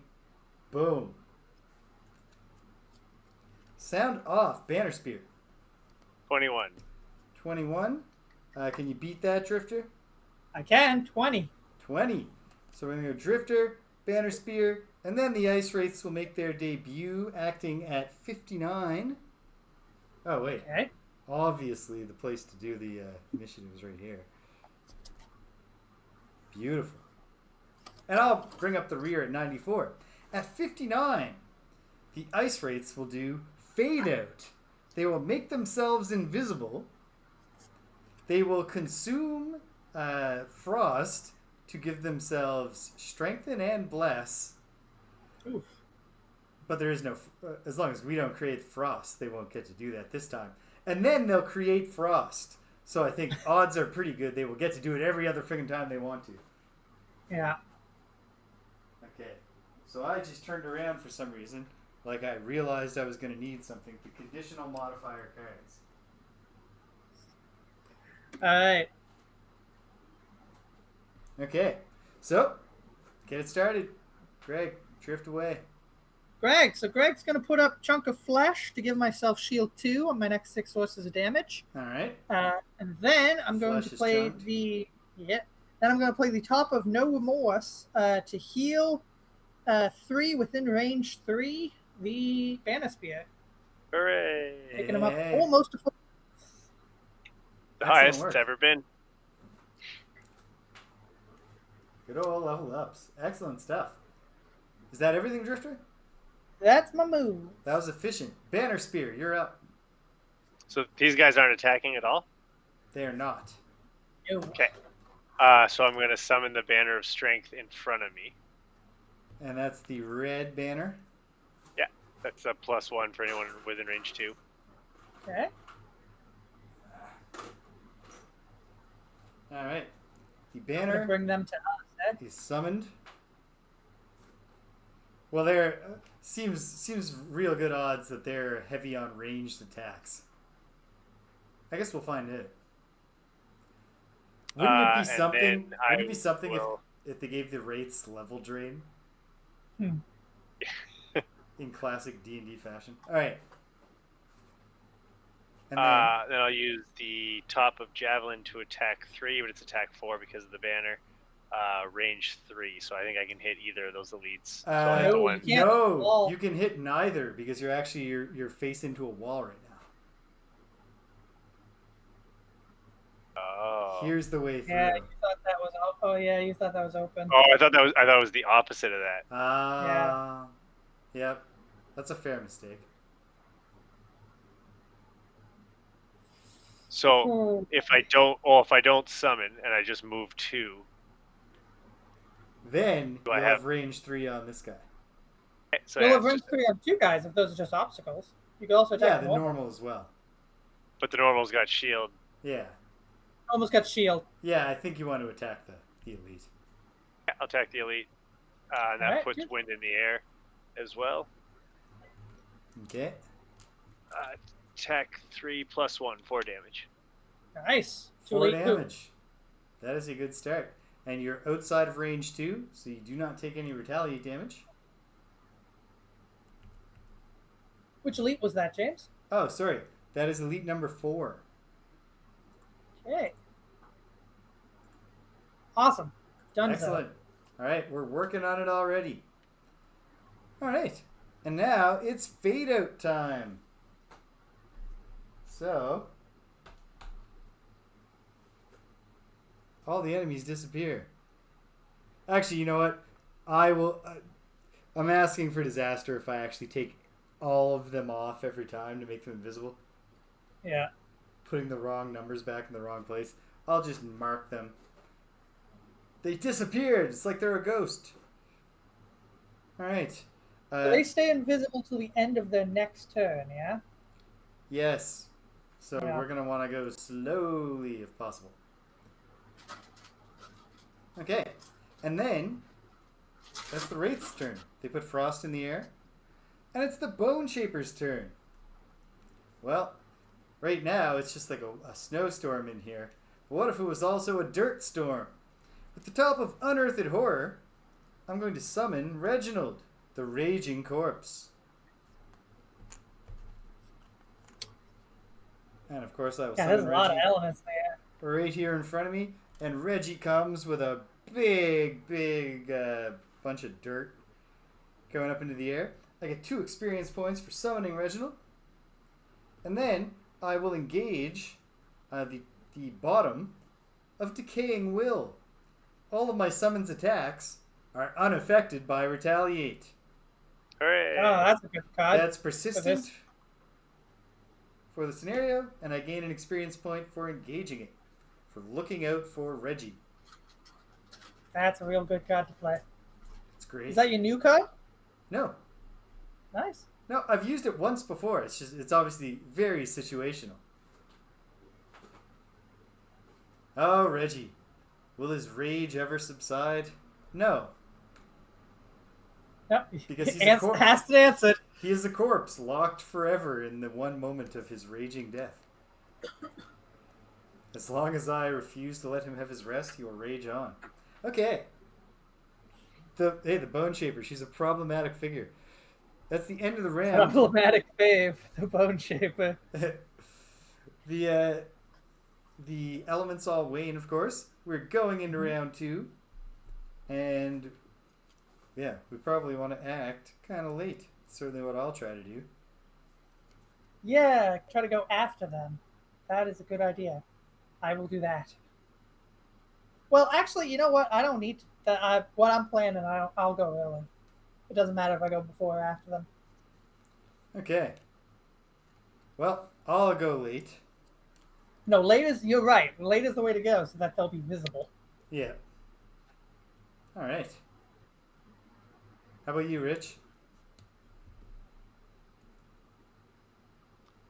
I'm gonna go very early. Okay. Okay. All right. He's got a plan. You know they're visible, right? Yeah. Okay. Okay. Rich has a plan, I hope. All right. We'll find out together. Like, I mean, it's the type of plan that I would use in the first scenario of the game for sure. All right. Here we go. Round 2. Put him up, team. Boom. Sound off. Banner Spear. 6.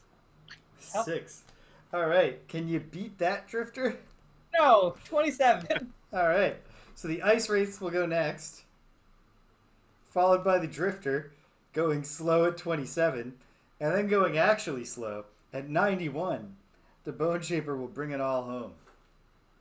So here we are. This time around, the Ice Wraiths are doing Shard Strike. This is an attack plus 0. Okay. And for normals, and only normals, it's at range 4. For the elites, it's melee and they're also not moving. Then, great. Then, though, here's the bad part. Then they'll consume that frost at the end of their turn, and consuming that frost will add 2 to their retaliate.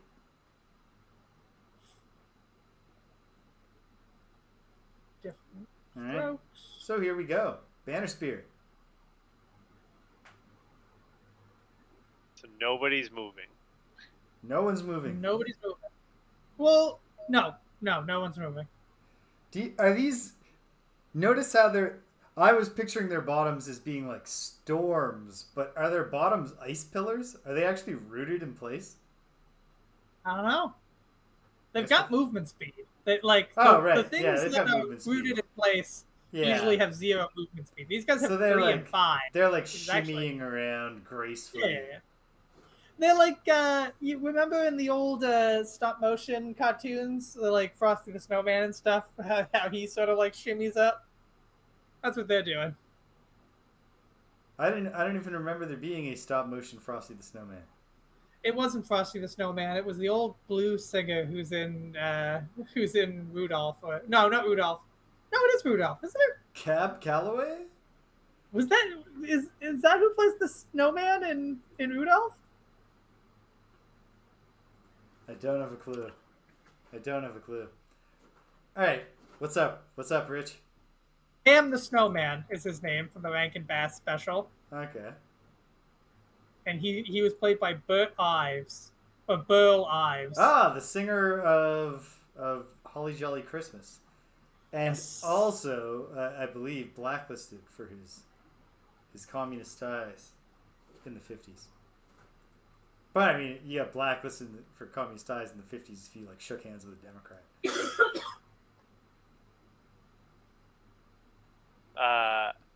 So I'm the only one within that'll be attacked this round, right? Yeah, you'll be Yes. attacked for plus 0. Did you say, James? Yeah, so an attack 2.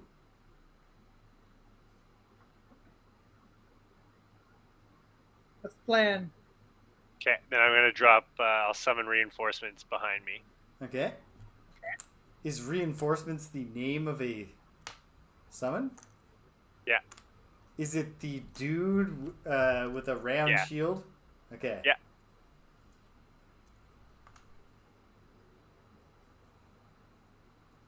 All right. Behind you? Yeah. Reinforcements appear. He says, "As if I never had enough with the bloody eels." This guy's the guy that I saw Oh. originally. Oh, This you know guy. what? You know what?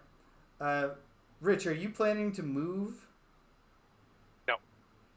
Could you summon your reinforcements in a different spot? Actually, you If know he what? summons them in a Never different mind. spot, As he'll long get as you're not moving. Anywhere Never mind. else, he gets shot right away, right? Yeah, Yeah. anywhere else he gets shot right away, and also as long as you're not moving, Reggie can't do anything, so that's okay. He'll Well, just be. He'll be good. So He's fine. the whole Shit. plan,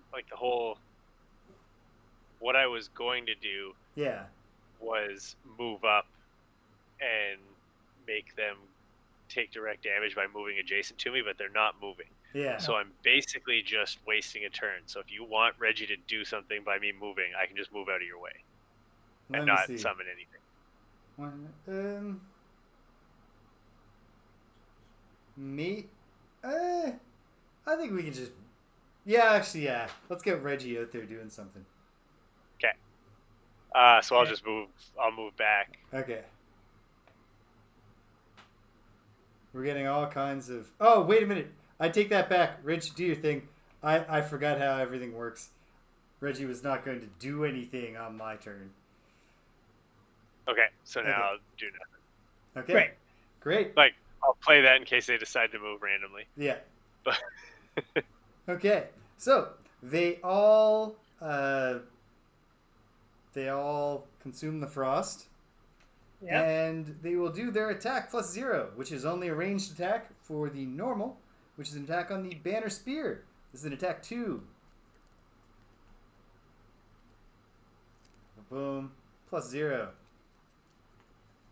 2 damage. 2 Okay. damage. The other two obviously don't get anything done, but the elites now have retaliate 4 for the round at range 2. Actually, that's an interesting question. I think yes, it adds to their ranged retaliate. You're not supposed to keep track of Yeah. retaliate 4 from a melee and 2 at range. But retaliate 2 not at range for the normal. Drifter. Okay. I'm going to move 2 around that pillar. 1, 2. As part of that movement, I heal myself too. Okay. Then I am going to... Oh, I should actually be 2 lower than that. So now I'm at the proper amount of health.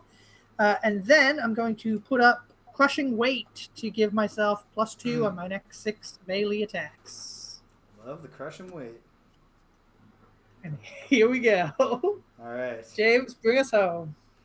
All right. Bone Shaper. I'm going to shape me some bones. I'll take 2 damage. I can summon Reggie for free. Reggie is a vomit summon, so it doesn't hurt to bring him up.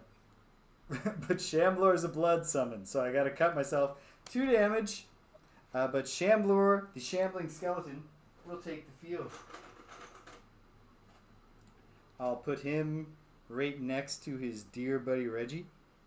Oh, I'm sorry. On Reginald's turn, he would move to, because this gets him closer, I think. From here... No, he's equidistant from there and here. He's not going to move. But now he's got company. We've got a cluster of summons. Yeah, Summons, that is a... They're just waiting to be obliterated by a triangle attack.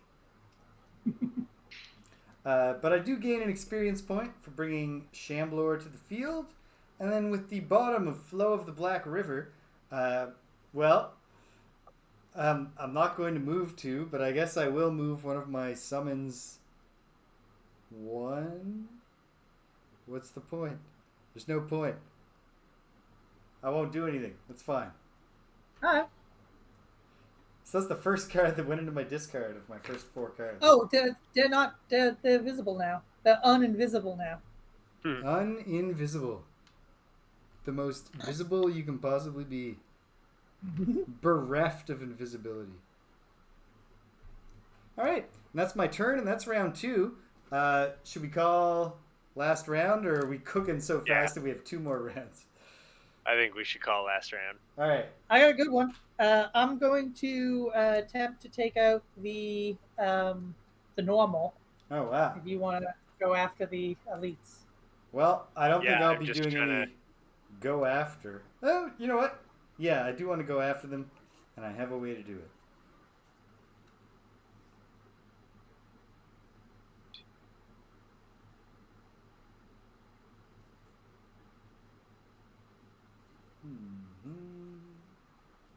I got my new card ready. Okay. My level 5. Yeah, I'm going to bring up my level 4 card this time. And I'm going to act fast.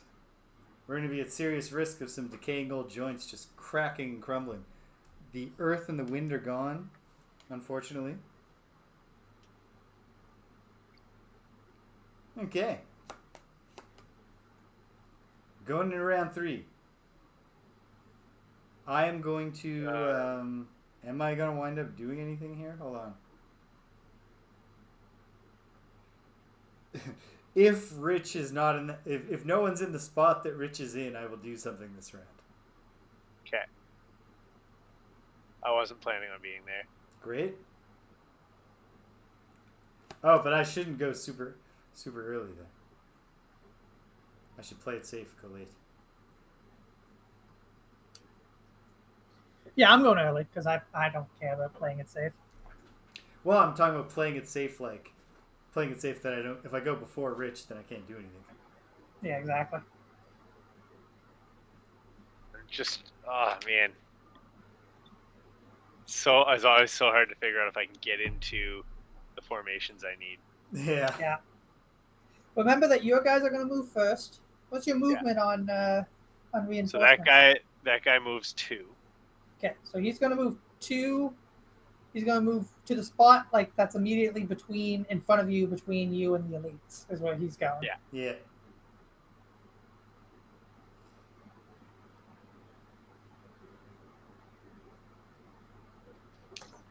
It's the best one for me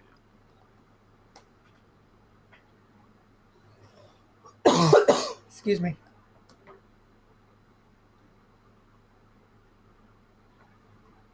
Wait, burner account, is that true?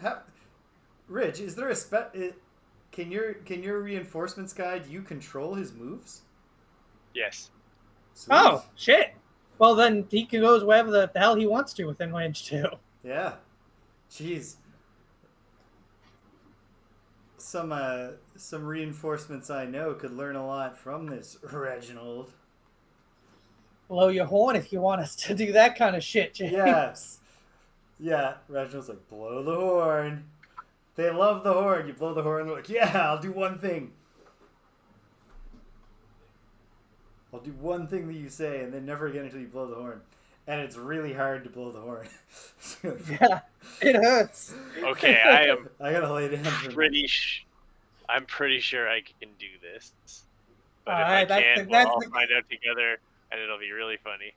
That's the kind Awesome. of sureness that I love to see. Listen, the spirit here at 58 Dream Shooters, that we all find out together. Okay, I'm ready. Ready? I knew that part, burner account. Active commands, but I'm jealous of this passive command that Rich has. All right, put them up, team. Round 3. Bada boom. And then sound off. Banner spear. 32. 32. All right. How about you, Drifter? 17. 17. And then the Ice Wraiths will go third at 41. They're going to do Hasty Assault. That's a move +1. And then an attack -1. So I think this is going to be a reminder for Rich, not for me, the expert of summons. Rich is also a summon guy, though. His summons are just emotionless flags, and yours are very emotional corpses. Well, we don't know about, he looks pretty laid back, the reinforcements guy. He's like, yeah. Yeah, I mean, he's got attack 0, 1 health, and 2 move. Well, you don't want to swing that sword too fast or hard when you've been resting it on the back of your neck. Oops, I've decapitated myself. But it's not a lost card, so that's nice. Nice. Yeah. Okay, yeah, like the Shamblers. All right, Drifter, give me the beat, Greg. Free my soul. So I'm going to slap on my winged shoes to move 3 to be adjacent to that normal. Oh, winged shoes, yes. 1, 2, 3. That gives me shield 1 for the round. I doubt I will need it, though, because now I am using the top of Breakthrough. This is an attack 4. +1, +2 because of crushing weight brings it to an attack 6. Attack 6. With Pierce 2. Attack 6, Pierce 2. So all I have to do is not pull any negative cards. Here we go. Pierce 3, roll through. All right. So. Oh man, this guy's never been. +1. 7 damage. He's dead. No, he's not. Oh wait, no, shoot, he's normal. He didn't take any damage yet. Oh well, I'll need it then. Right. I'm happy I have the shield now. He's down to 3. Yeah, so I'm misreading. At this point, I'm going to assume it's another part of the gimmick of there being basically 2 types of Ice Wraith within the normal elite. I think all the normals are going to have ranged attacks because this one does. This card does as well. Okay. Okay. Great move, Drifter. Banner Spear. Okay. First, move my reinforcements. Like 1 to where I am, and then to the left of that. Ideally, I think is where I need to be, where I want them to be. No. So yeah, you were right. Here? Okay. Yeah, I think either one of them's fine, actually. Okay. Now, I will move 2 to be adjacent to my left. Yeah, right there. Okay. That was with the bottom of combined effort. Now I can grant 2 allies within range 2 move 2. So I will move my summon to be right behind me. Oh, No, I think he means immediate. Yeah, Yeah. now he's gonna. Yeah. Now he's gonna Now do a at thing. the top of tip of the spear, I'll attack 3. It's attack 3, pierce 3, but that doesn't matter against this guy. Okay. So with tip of the spear, I guess the idea here is you hoist your spear up like this, and he puts his hand on the butt of the spear and just helps you push it a little harder. Yeah, I got you. Pretty much, yeah. All right. Okay. Yep. So attack 3. Banner spear is coming alive. Here we go. Attack 3 on +0. Elite 4, and it's 3 damage. Okay. That is going to send 2 damage back at you, Rich, from the retaliate. Yeah. All right. And that is the end of the Banner Spear's turn. Now, move +1 for the Ice Wraiths. For the Elites, that's a move 6. These guys can go wherever they want, although, as it happens, they don't want to go that far. Ooh, Rich, you are taking some hits here. Whoa. All right. So number 3 is going to run out like that, and number 4 is going to stay where he is. Sorry. I did forget to do it. I have a perk once on my turn. Once each scenario during my turn, gain shield 2 for the rest of the round. So I'm going to do that. Oh, nice. Awesome. That's a timely perk. Because here, attack -1 is just an attack 2, at least. So Ice Ray 3 will do an attack 2 on the Banner Spear. Pulling it, ×2. So 2 damage because of your 2 damage. shield. That's good. Then number 4 will also do an attack 2. Null! Eh, both Sweet. sides of the coin. To everything a season. And then the normal will take a step back so it doesn't have disadvantage. And it will fire a ranged attack at the Drifter. This is an attack 1 on the Drifter. +0.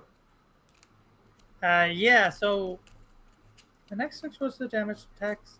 Damage from attacks targeting you gain 2 shield. I guess I do move it forward 1. I have 3 shield, but I guess I use my chunk of flesh and don't even get to my shockwave shield. Well, that's a shame. That's fine. Okay, great. Hey, if it's fine, it's fine. So, now, it is horror time. You've got a lot of Reginald, horrors here. the Raging Corpse, will take 2 steps forward. Shamblor, the Shambling Skeleton, will take but a single step forward. But he's getting there. And then it's the Bone Shaper's turn. With the bottom of Flesh Shield, I will damage myself too. But don't worry, folks. I have a plan to not die, and it's called Cowering at the Back. Good plan. I mean, I feel like it actually is the best plan if you find yourself in a fight. In this scenario, it's a great plan. This place was built for someone to cower in this specific corner. And it's not like I'm, I'm scared of getting hurt. I'm back here just like gouging at myself with my own blade. And then with the top of Command the Wretched. We just all feel like you're scared of getting hurt because we spent so long with you playing the fucking Diviner. Circle's character that can't die. Yeah, the Diviner is always scared of getting hurt. Reginald, the Raging Corpse, closes the distance because I used Command the Wretched to command him to do so. I'm sorry. After the hasty assault, there is frost in the air. And then he's going to do an attack +0 on Elite Ice Wraith number 3, which is currently at full health. This, I'm pulling it. Oh, hey! It's my new perk from my level up. It's my new card. +2! And I can choose to create earth or darkness. All right. So So is that 5 damage from Reggie? +2 and attack 3. Yeah, 5 damage. 5 damage. Half health. Big hit Reggie, who then takes no retaliate damage, thanks to my decaying will. Oh, good point, Burner Cat. I do still just barely have line of sight on Reggie's ankle. Yeah. But I will line have of to sight come... is very generous in this I'll game. I'll have to come forward a bit. Soon. Quite soon. Next turn, like before I even heal. I'll still be cowering in the back. Yeah, well in the back. There's no cannons here. We say that like there's no way that it's the next Ice Wraith card is going to be teleport to the furthest away enemy and do an attack 7. We've got no forward knowledge on these guys. No. So hold on. I just need to make a decision here. Is it better for me right now to create darkness or to create light? I mean, not darkness or light. Darkness or earth. I'll take earth this time while we're in the wild melee out here. So I create earth. We did the damage. Good job, Reginald. That's the end of my turn, which is the end of round 3. Our last round. Which is the end of the show. Of the night. Oh, there she is. You're the worst.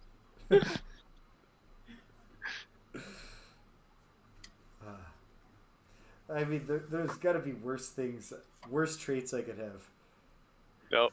That's the worst thing a person could be. Quiet sometimes.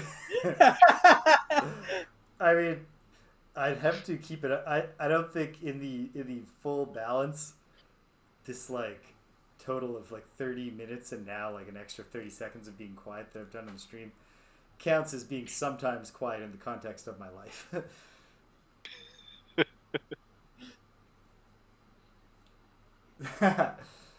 Ice Wraiths are gonna spawn the husk. Goddamn. I can't wait to find out what troll ass thing they're gonna do. I'm really excited. In a dread way, but like the good kind of dread, healthy dread. But yeah, there we are. Dread. Healthy dread, just a nice, humble, wholesome dread. So here we are. Well, I think the first round next week, we're gonna clear this room. Yeah, I think so too. We're doing very well. I think they're we'll all blow at through 7. They all have 7 damage. They all only have 3 health left. Yeah. Yeah. And I'm no, the one that Reggie just hit must have 5 health left, right? Because he only did 5 damage. Oh yeah, that's correct. Yeah. The one Reggie hit does. But don't worry. Reggie doesn't have the plan. I'm the one with the plan, but it's a good plan. We're gonna do something. We're gonna get the violence going. So yeah, we're gonna clear this room out, and then we'll be stomping. We'll finish this next time. It's easy. This is scenario 5. This is a scenario that is introducing us to a single new monster type by giving us 3 of them. Just giving us a room with a few of them, as opposed to the more advanced scenario, the name of which I can't even remember anymore. But you know, the one that introduced the lightning eels and the abbey herders and the piranha pigs, and was just designed so that they surprised you with their abilities and just slaughtered you if you were like ready to go. This is you know, make you feel confident. Yeah, scenario 14. What was that called? The Jagged Shoals, right? Jagged Shoals. Yeah. We got that by boat. Yeah, they were not the gentle shoals, that's for sure. So yeah, awesome. Friday Night Frosthaven, folks. So tomorrow, I'll be up bright and early to start my playthrough of Inscription, which is atypical for this stream. It's a contemporary game. I've played contemporary games on here before, both with Greg and by myself, but this is a contemporary indie game. It's a deck builder. I play a lot of... I specifically play a lot of Slay the Spire, and then to a lesser extent a lot of Monster Train. But I do play a lot of deck builders, but never on the stream. Here's the thing. Here's everything I know about Inscription. It's a deck builder. And it's the kind of game that after anybody mentions it, they say, "But you got to go in blind." Yeah, So I agree. So You're gonna be oh surprised by some stuff. well, I mean, here's the thing. It's I hope so, and I'm excited. But it does have to deal with the fact that I've been told repeatedly to expect surprises. Well, I think you're going to be pleasantly surprised. Yeah, Let's put it that way. I I'm think the surprises will be I'm good excited. for you. It sounds really cool. I don't have that much time to get started tomorrow, so we might not even get into the real weird stuff. But just a little amuse bouche because well, Greg's not in for the whole Barbenheimer, but Greg and Carrie Ann Librarian or Carrie Ann, I'm here for the Bob. and then myself and Danielle are taking in Barbie at 2:15, and then Danielle and I will stay downtown. We're doing the full meme. We're gonna see Oppenheimer in the night, and then be consumed with dread, I assume. So that's exciting. And then we're seeing it in IMAX, so we'll be really like awestruck and consumed with dread. Then on Sunday, we're back to Quest for Glory: Shadows of Darkness. Can we learn the Rusalka's name and learn the name of her unfaithful lover and get her hair and find her unfaithful lover's grave and beat it 3 times with a broom with the hair woven into it and then give the Rusalka a single token of the love she was denied in life? Probably not all of those things, but I hope I can at least figure out her name. On Tuesday, Greg's going to come over here and we're going to pick it up with the Greg and James Beat 'em Up series, playing Super Double Dragon. And then I've made an executive decision, Greg. We're not doing the Simpsons arcade game yet. Okay. Because there is a MAME compatibility issue with the 2-player Simpsons arcade machine that lets you pick your character. So we need to use the 4-player one, which means we got to do a bunch. We got to like set up like one joystick has to be player 1 and player 3, and one has to be player 2 and player 4, so that we can through that pick a Simpson and play as them. Sure. Okay. And I just don't feel like doing that. So instead, when we finish with Super Double Dragon 4, actually also more appropriately thematically, we're going to check out the Combat Tribes, the game that Technos Japan made instead of making Double Dragon 3 in their own series. They hired a different studio to make Double Dragon 3 because they were so committed to their vision of the Combat Tribes, which is a really stupid name for a game that I am interested to see what it is. And Greg and I will be playing on our fancy new arcade sticks that I bought us. Yeah. They're not fancy. I'm excited for this. They're the good, affordable one. That's fancy to me. But hey, Good, pretty affordable. cool. Sounds It's got fancy. some heft to it. It's modular, so I can actually buy the fancy buttons and sticks from the manufacturer that makes the fancy ones and install them in this later if I want to. I'm never going to do that.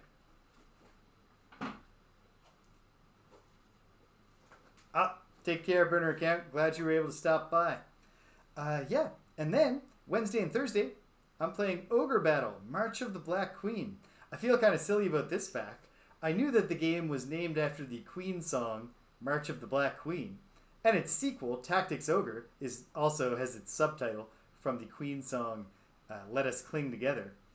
I probably knew this and forgot, but at the very least I relearned today that also there's a Queen song called Ogre Battle. So the whole series and the full game, title and subtitle, are just taken from Queen songs. But then the third game in the series, Ogre Battle 64, has the subtitle A Person of Lordly Caliber. Oh my. Oh, what a sound. Person of Lordly Caliber. A title that sounds like a Queen song, but isn't. I think they should have called it Ogre Battle 64. Fat Bottom Girls. Yeah. Yeah. That's the one. Yes. Another one bites the dust. I mean, actually, in real life, they could have just kept using titles off like the first 2 Queen albums. Yeah. Until the end of time. There's only 5 games in that series. I bet there's even some deep cuts that would be just choice. I think Ogre Battle is a deep cut by Queen. Oh no! I mean that. I mean, they could have kept going with deep cuts. Yes, absolutely. My Fair King, that could have been a great Yep. thing. Oh, there's lots. There's lots. Well, okay. And then before you know it, it'll be Friday night. Yeah. Frosthaven. So if you stuck around to the end, thanks for sticking around to the end. If you came and you left, you can't hear my voice, but I'm glad you stopped by anyway. So thanks for stopping by. And until the next time that we're all tumbling into the same Frozen Crypt together, take care of yourselves and be kind to everyone you meet.